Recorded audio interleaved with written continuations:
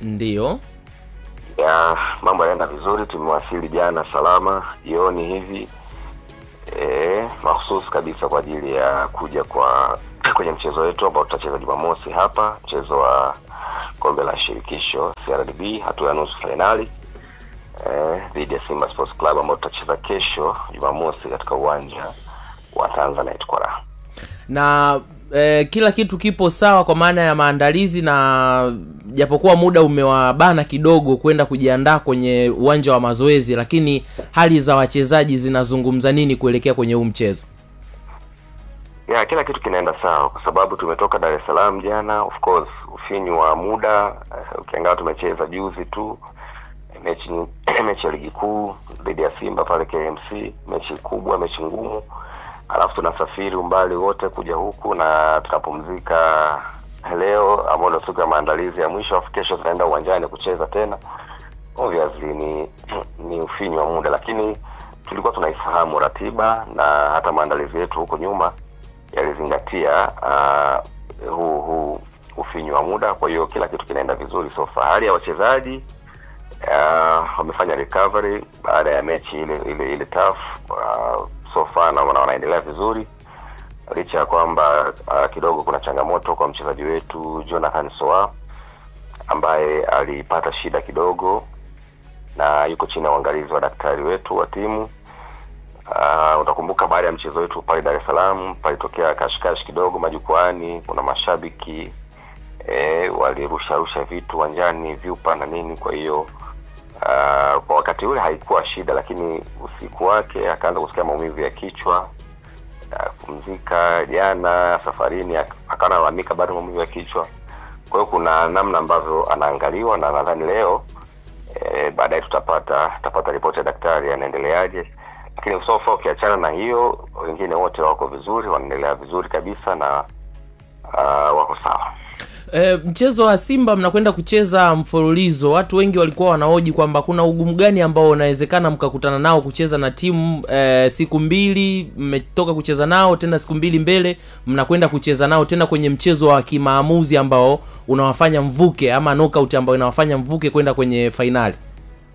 Yeah, ni ngumu of course. Mechi zenye high intensity kama hizi ukicheza mfululizo lazima uwe imara kweli kweli. Ila Singida Black Stars nadhani mnafahamu tumefanya usajili wa wachezaji wa kutosha, tuna kikosi ambacho kinaweza kutusaidia. Sisi ndio wazee wa rotation. Sisi ma rotation sio shida zetu. Kwa hiyo naamini mwalimu anaweza kufanya rotation kidogo, kupumzisha baadhi ya wachezaji ambao walicheza mechi ile na kuingiza wengine leo ama kesho ambao siwezi kujua mwalimu mipango yake, lakini naamini kwa sababu tumesafiri na wachezaji wengi zaidi ya takriban wachezaji 30. So inawezekana hapa kwa na mabadiliko kidogo ya kikosi na tukaenda tuko tayari kwenda kupambana tena kwa energy nyingine. So ratiba ngumu imebana na ugumu wa mechi, lakini tunashukuru tuna kikosi ambacho kinaweza kwenda kutupambania na tukapata matokeo inshallah.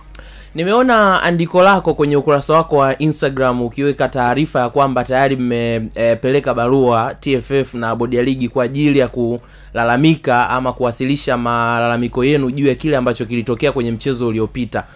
Swala hili limefikia wapi mpaka hivi sasa na taarifa hizi zikoje kwa kina zaidi? Ni kweli nilisema kwamba tumepeleka malalamiko kuhusiana na mchezo wetu ule wa Dar es Salaam. Kuna mambo ambayo hatukuridhika nayo kama club. Actually tumetumia haki yetu ya kikanuni na kwa kutumia njia rasmi kuwasilisha malalamiko yetu kwa TFF kuhusiana na mchezo ule.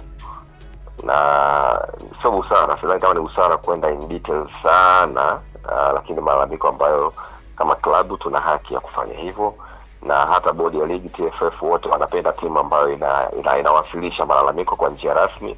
Ndicho tulichokifanya. Kwa hiyo tumefanya hiyo, tumetimiza wajibu wetu na hatuwezi kusema tunapangia mamlaka na vitu kama hivyo. Lakini tuna imani kubwa sana na TFF na bodi ya ligi kwamba watasikiliza shauri letu, madai yetu ambayo tumewasilisha, kisha wao wakisha tujibu tutakuwa na nafasi ya kuzungumza kwa undani zaidi. Lakini nathibitisha ni kweli kwamba tumewasilisha maoni yetu na malalamiko yetu kupitia barua ambayo tumeshaituma tayari. Na kama yakichelewa majibu kabla ya nani, nimeona taarifa ya kwamba sijui kuna timu ambazo huenda zikasusia, na nyinyi ni miongoni mwa watu ambao mnaweza mkasusia michezo ile ya mwisho.